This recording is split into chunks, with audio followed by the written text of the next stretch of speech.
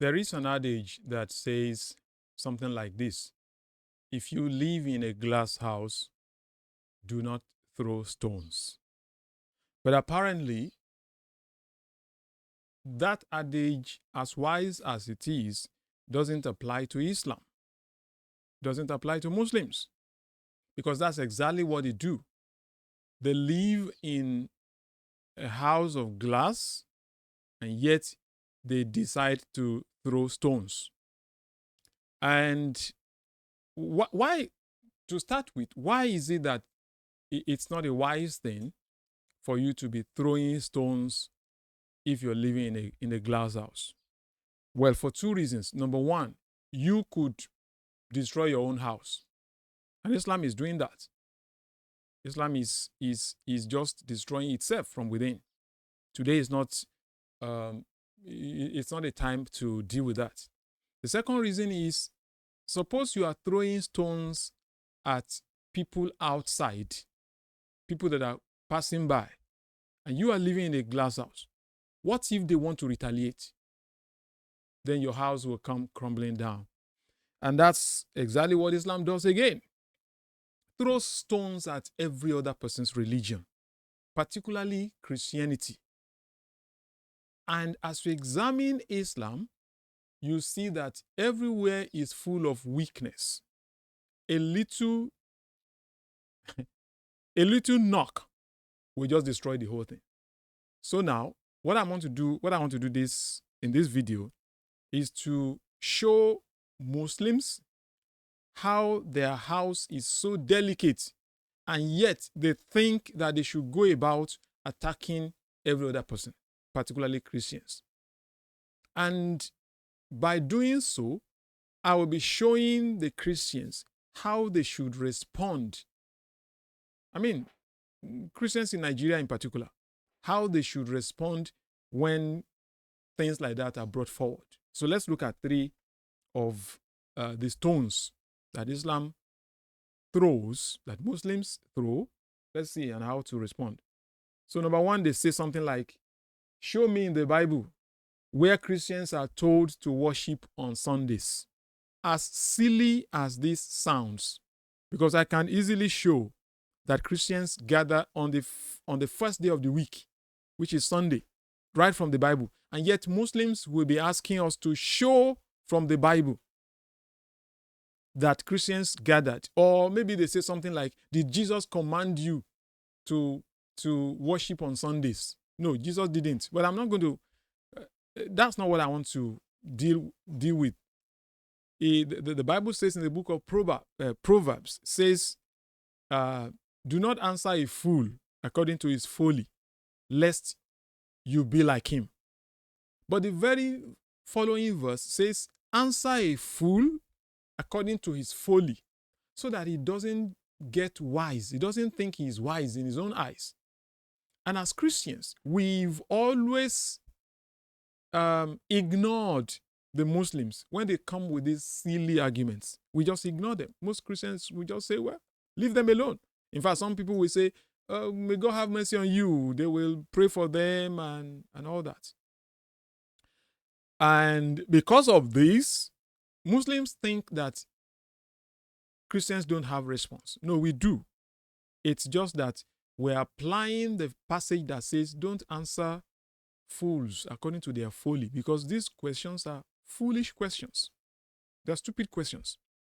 But in order not to think that you are wise in your own eyes, so I'm going to flip it around and ask you. If you ask me, where in the Bible have I been commanded to worship on a Sunday? I'm going to ask you a similar question. Where in the Quran have you been commanded to pray 5 times a day? Can you answer that? Where in the Quran have Muslims been commanded to pray 5 times a day?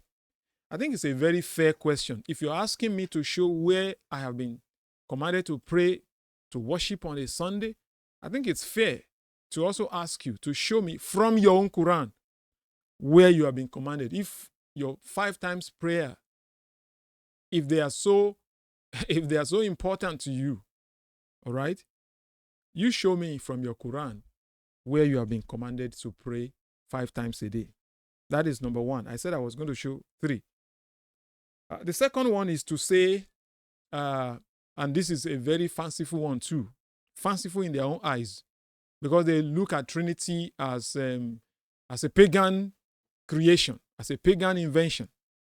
And then they say Allah is one. And the belief that Allah is one is called Tawheed. So Muslims say, even Trinity is not in the Bible. Even Trinity is not in the Bible.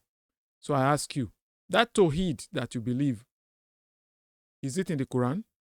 Show me the word Tawheed in your Quran. Just, it's a fair game. You're asking me to show the word Trinity in the Bible. You show me the word Tawheed from your Quran. That is the second thing. And the third thing is this. They also talk about the books of the Bible. And they say, even the books of the Bible, we don't know the authors. We don't know who wrote them. As if it is a requirement to know the author of the books of the Bible.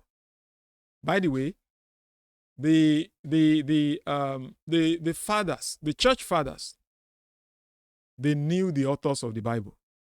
And the Jews, the Jewish rabbis, and they knew their own prophets. They compiled the books by their prophets and decided these are the ones that we can trust, that they are actually written by our prophets. Just as Christians decided these are the books that we can trust, that have been written by our apostles, by the, But I'm not going to go into all that explanation today. So I want to flip it around again and ask you Muslims, who wrote the Quran? Show me from the Quran. Who wrote the Quran? The Quran that you have in Nigeria, for example, the Hafs version, has 114 chapters. And according to your standard Islamic narrative, there was a committee appointed by Uthman. According to, but let's go along with that. According to that narrative, that it was Uthman who gathered the committee to compile the Quran, the committee headed by Zaid bin Thabit. So I want to ask you, how many chapters did Zaid bin Thabit write? How many chapters did other people write? Do you actually know? Show me from the Quran where it's stated that this chapter was written by this, was written by that, was written by that. Where? You can't find them. You can't find them. So what I'm trying to say here is this.